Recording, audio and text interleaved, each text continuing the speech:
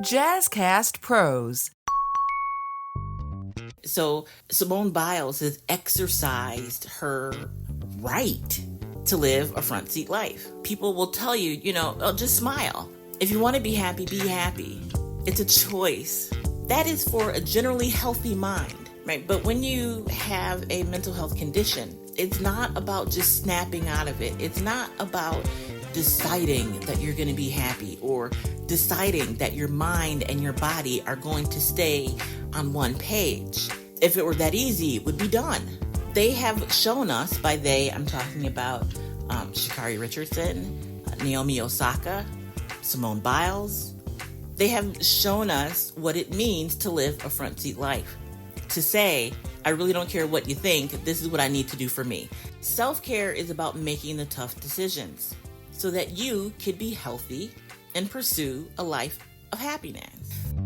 Welcome to Living the Front Seat Life. I'm your host, Kelly Marie, and I invite you to take this journey with me. We're going to be talking about all things mental health and emotional well-being. You see, I am a overcomer. If you are interested in figuring out the path for you to determine how and where you will drive your future, this is the place to be. We get to determine the ride. We may not get to determine the weather or who's on the road with us or if it's going to be a scenic route or not. But we are the drivers. So join me on this ride, living the front seat life.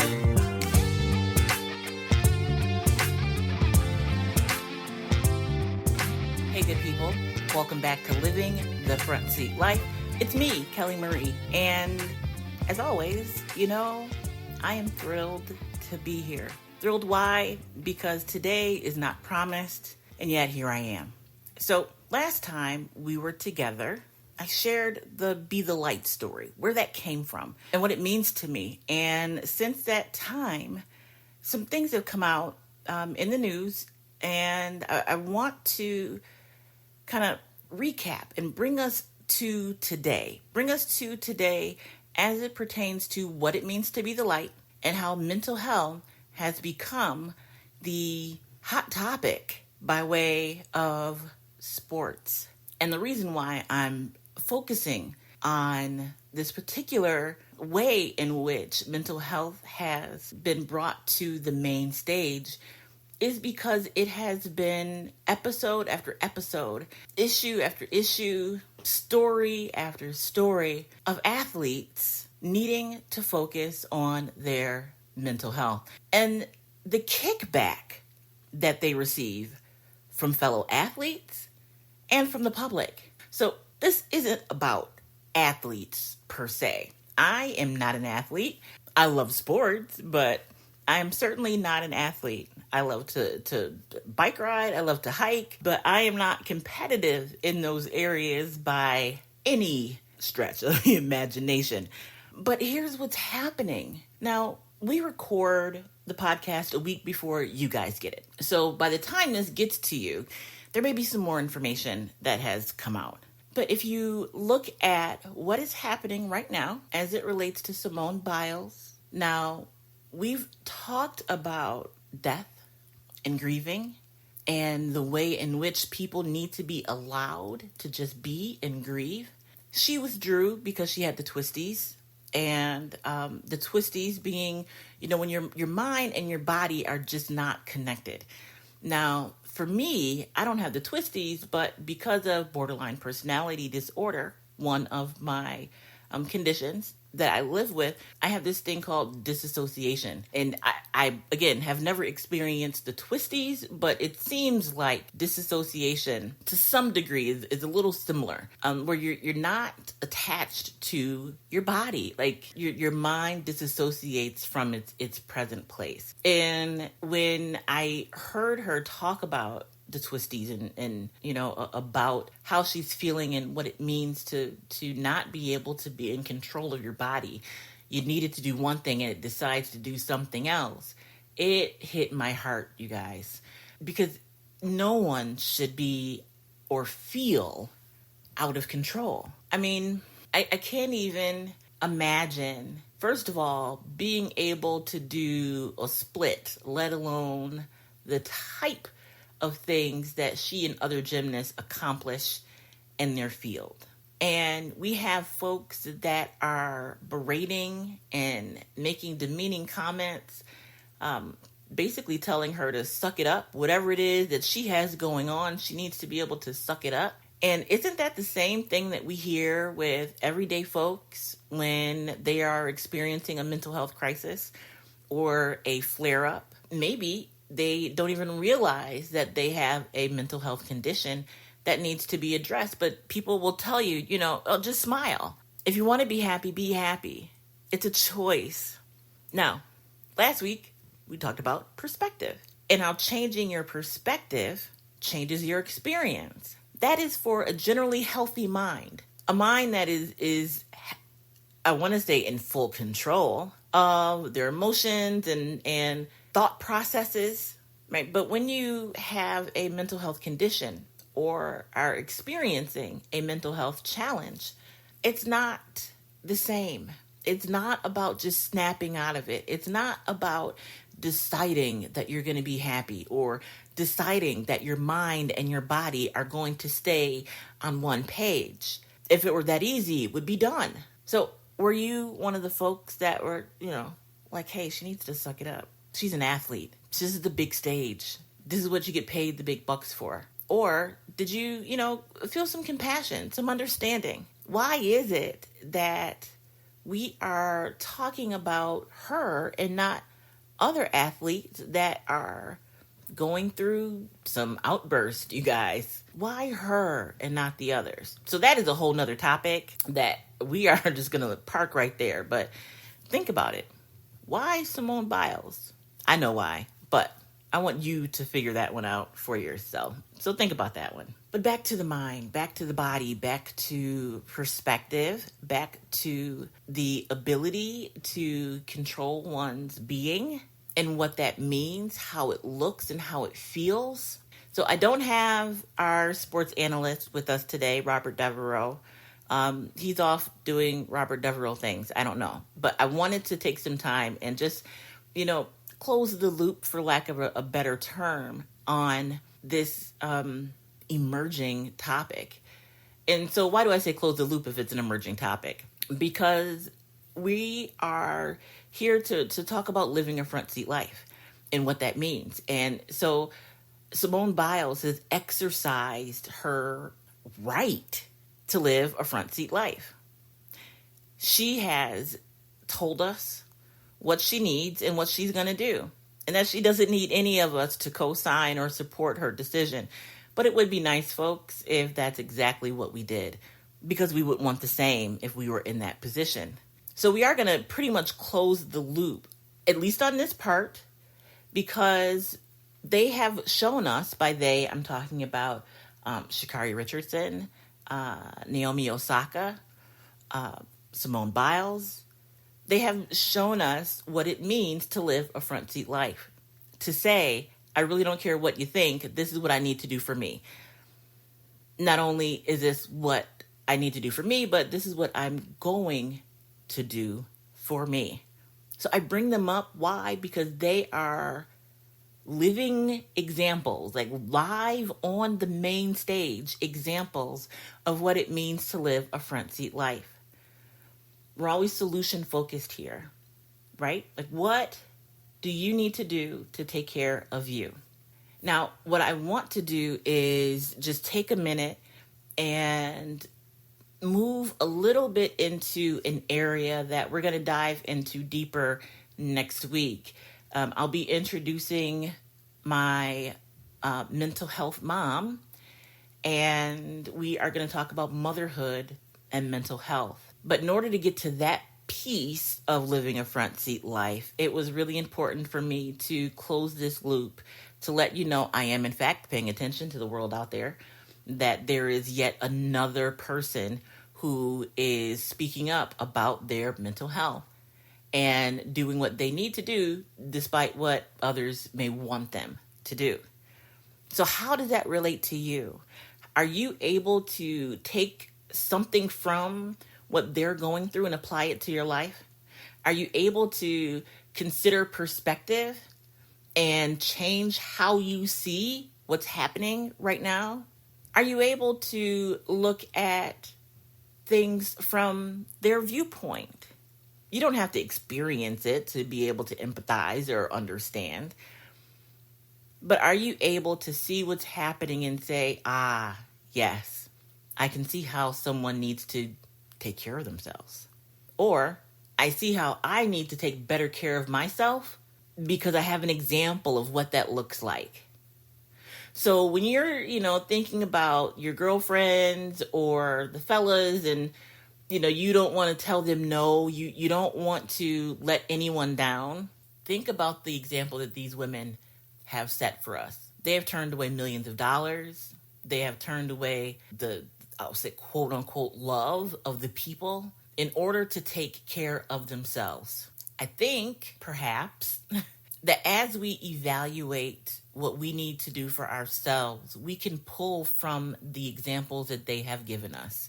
Some of them have had tremendous repercussions for taking and exercising self-care. Because self-care is more than just getting your nails done. It's more than a spa day. It's more than 5 minutes alone, away from anyone and anything. Self-care is about making the tough decisions.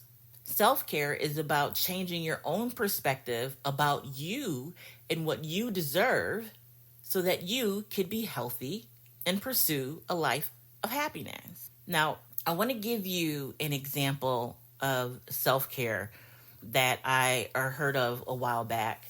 And you guys might have heard the example of self-care being when you're on the airplane, you put the mask on yourself first, and then you help someone else. Every time you fly, they tell you the same thing. It doesn't matter how many times you have taken a flight, they go over those directions the exact same way every single time. So much so, if you fly often, if they skipped a step or missed something, right? Right? Like you hear it so much that you can repeat verbatim, what the directions are. Self-care is putting the mask on yourself first and then helping those around you. Now, that is going to look different for different people. It's going to be saying no. It's going to be making those tough decisions sometimes. And it can also be spa day.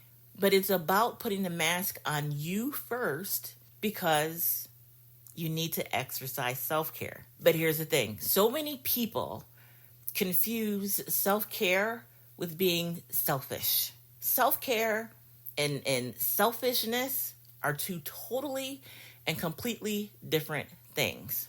It may look the same, but the intention and purpose is totally different. So let's go back to this example of the plane. Plane is in distress, right? You put the mask on yourself first so you can help others. Self-care. Selfishness would be putting the mask on yourself and then letting everybody else around you die. Because even though you are able to help them, you choose not to. That's selfish. You've taken care of yourself. You're secure. Your mask is secure. And you just watch the people around you suffer. That's selfishness. Now, mind you guys, this is an example, okay? The other side to that is selflessness. This is where it gets a little tricky because a lot of people think selflessness is self-care. They think it is necessary for them to be selfless so that other folks will be okay. And we're talking about people that you love, people that you care about, people that you want to do well in life. Selflessness is you're in that same situation, you're on the plane, the mask falls down, and what do? The selfless thing to do is to start putting and helping other people put their masks on first. You help the person in the seat next to you and the next person over. Then you get up and start moving down the aisle and you're helping all these people put on their masks. But what about you and your mask? You end up dying, right? Because you helped everyone else around you, but you never took the time to help yourself.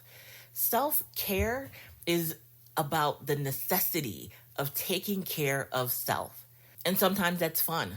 But honestly, self-care, things like setting boundaries, saying no. We've talked about saying no.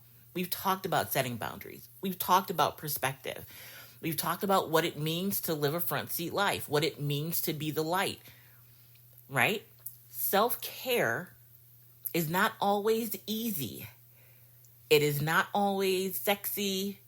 It is not always this cool and glamorous. I keep going back to spa day. I don't know why, but it's not necessarily spa day. It is you expressing and taking action, because there's a difference between the two. It's you expressing and taking action on those things that you need to do for you to be healthy. Because here's the thing with self-care. Another example would be a glass, and not the glass half full example, but you're filling the glass up with water and the glass is full. Someone comes and they need some water and you decide to give them a little water. Somebody else comes by, they need some water, you decide to give them a little water. Then you give them a little more water. You give the next person some more water, but you never take time to refill your glass. The trick with that is self-care, in this example, is keeping the glass full and giving from the overflow. You continue to pour into that glass, and what pours out is what you give to other people. So you're never depleting you. You remain full. That, my friends, is self-care. So I want to leave you with that. I want to leave you with focusing on your self-care. And it's going to make sense because next week we'll have Mental Health Mom here with us. And we're going to talk about mental health from a parenting perspective. So guys, you can come back next week too. I think you'll get something out of hearing from her as well. And self-care, guys, think about it. What are you doing to take care of you? The difficult things, the tough decisions, the no's, the yeses, the pouring into self so that you're giving from the overflow. So get ready. Now, if you are in crisis or you need help, help is available. I want you to take down this number to the National Suicide Prevention Helpline and save it in your phone. It's 1-800-273-8255. And the reason why I'm telling you to save it in your phone, if you haven't done it already, I give you the number every week. Save it in your phone because you never know when you're going to need it. It may not be for you. You may need the number for someone else. So you never want to be in a position to be without. So 1-800-273-8255. Now, if you're looking for resources, this is not a medical emergency. It's not, a situation that needs immediate attention. You can call the 211 hotline or helpline as well. 211 will be able to give you area specific. So wherever you're living, they can look up by your zip code services and things that you may need in order to increase your health, increase your physical health, increase your mental health. A lot of you guys are caregivers. You may have questions about being a caregiver, about resources that are available in your area. You can call 211 on your phone. It's a national number, 211, from wherever you are, and they'll be able to help you find some resources that can help you exercise self-care and to help those around you. So until the next time, I encourage you to be the light, as always, and also, to be kind to yourself. Be the light to you too.